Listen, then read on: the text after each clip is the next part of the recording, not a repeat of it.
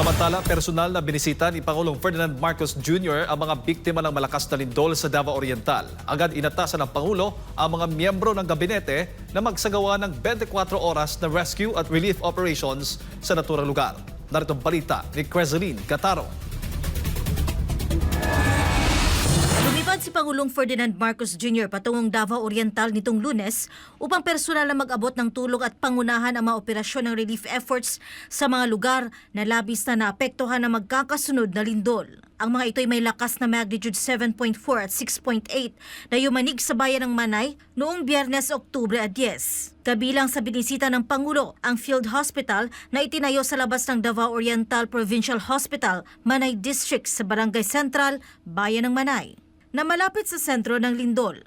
Ang DOPH na nag-iisang ospital sa Manay ay ganap na nasira ng malalakas na lindol. Pumunta rin si Marcos sa Manay National High School kung saan totally damaged ang mga silid-aralan at faculty room ng paaralan. Tumulak din ang Pangulo sa Regional Evacuation Center sa Barangay Central, Bayan ng Tarragona na base sa assessment ng mga lokal na otoridad, hindi ito ligtas kaya't hindi ito binuksan para sa mga evacuee. Sunod niyang binisita ang Tarragona Municipal Grounds Evacuation Center kung saan may mga itinayong tent bilang pansamantalang tirahan sa harap ng Tarragona Municipal Hall. Humigit kumulang 255 pamilya ang pansamantalang naninirahan doon.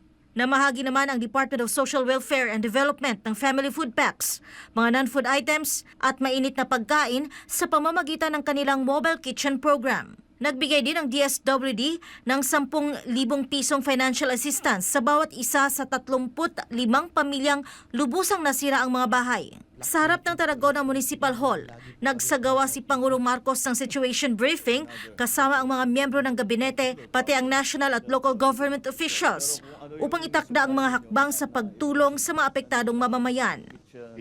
The number of affected families in the whole Davao Oriental is 166,384. The totally damaged houses is 503. The partially damaged houses is 8,055.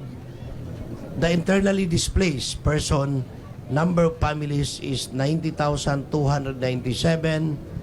Individuals is 65,716. Death is 3. Injured is 323. Agad naman na inatasan ng Pangulo ang mga opisyal ng gabinete na magsagawa ng 24 oras na rescue at relief operations matapos tumama ang lindol sa Davao Oriental noong Biyernes.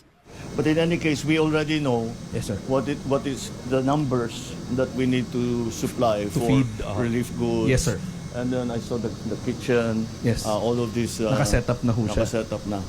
Okay, modular shelter units. Okay, the modular pag natayo na yan, may kasama yan na, na toilet facilities, water supply, electrical supply, common kitchen, yung para kumpleto naman ang sa pangangailangan ng nandoon. Para sa Diyos at sa Pilipinas kong mahal, ito si Crezeline Catarong, SMNI News.